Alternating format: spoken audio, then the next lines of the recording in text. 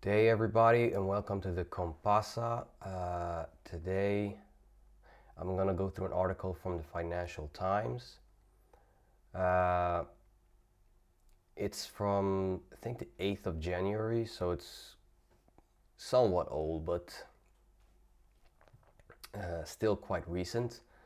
And it's a article about U.S. military, the deepening ties between the U.S. military and Japan and the Philippines, right?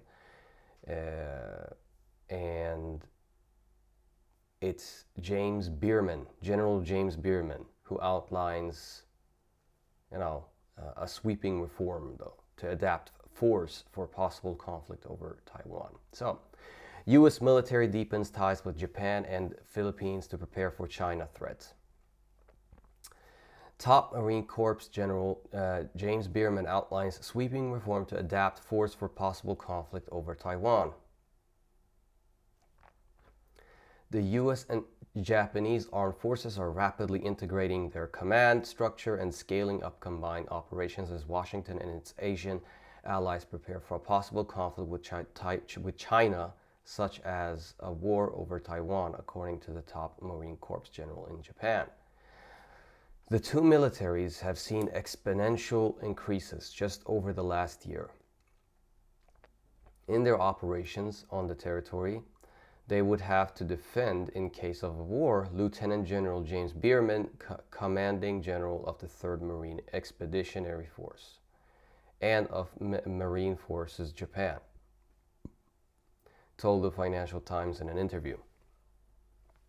Bierman said that the U.S. and its allies in Asia were emulating the groundwork that had enabled Western countries to support Ukraine's resistance to Russia and preparing for scenarios such as Chinese invasion of Taiwan. Why have we achieved the level of success we've achieved in Ukraine? A big part of that has been because after Russian aggression in 2014 and 15, we earnestly got after preparing for future conflict, training for the Ukrainians and pre-positioning of supplies, identification of sites from which we could operate, support sustained operations. We call that setting the theater, and we are setting the theater in Japan, in the Philippines, and other locations. So Bierman is pretty much confirming what Angela Merkel and Hollande has been saying. So Bierman's unusually frank comparison between Ukraine war and the potential conflict with China comes as Beijing has dramatically increased the scale and sophistication of its military maneuvers near Taiwan in recent years.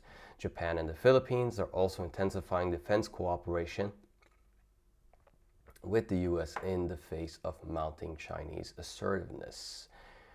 Japan and the U.S. are set to discuss strengthening their allies at security talks between the foreign and defense ministers on Wednesday, and a summit between U.S. President Joe Biden and Japanese Prime Minister Fumio Kishida on Friday in Washington. The summit comes as Tokyo embarks on a radical security policy shift that will include increasing defense spending and deploying missiles capable of hitting Chinese territory.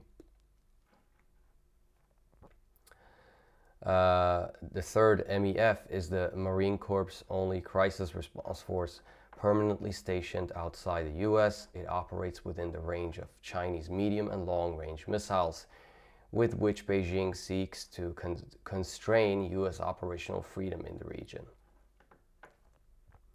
The unit is at the heart of a sweeping reform of the Marine Corps that aims to replace its focus on fighting counterinsurgency in the Middle East with creating small units that specialize in operating quickly and clandestinely in the islands and Straits of East Asia and the Western Pacific to counter Beijing's anti-access area denial strategy. To realize that strategy, closer integration with allies was vital, Bierman said.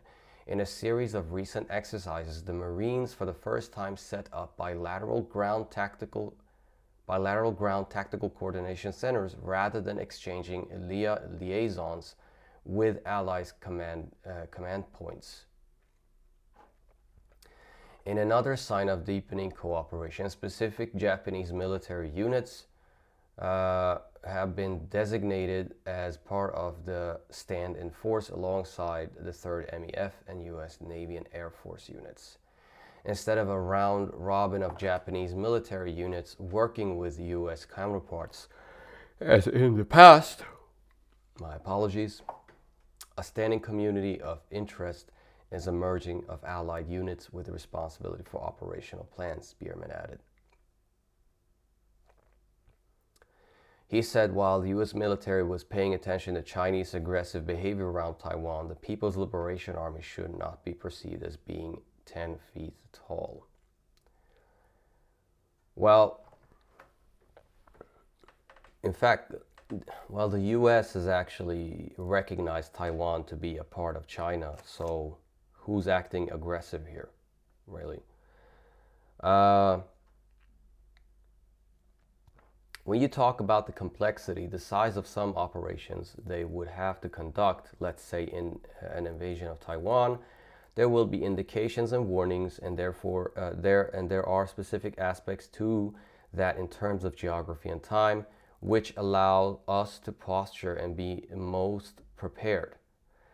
As part of those preparations, the Philippines plan to allow U.S. forces to pre-position weapons and other supplies on 5 more bases in addition to 5 where the U.S. has already access. You gain a leverage point, a base of operations, which allows you to have a tremendous head start in different operational plans as we square off with the Chinese adversary, who is going to own the starting pistol and is going to have the ability potentially to initiate hostilities. We can identify decisive key terrain that must be held, secured, defended, and leveraged. Yes, many speculate this is going to be the next war after the Ukrainian conflict has been ended. Who knows, maybe the World War III is going to happen because of Ukraine and not necessarily because of Taiwan. But if Taiwan would be the next Ukraine, that would even make a bigger dent into the world economy, especially Western economies, because China is the world factory. So if you're gonna go to war against China over Taiwan, sanctioning China is pretty much gonna hurt you even more, because the West doesn't have a major industrial base like that anymore, especially after they sanctioned Russia. And because European industries in Germany, especially in Germany and other places, were pretty much reliant on cheap Russian energy, right?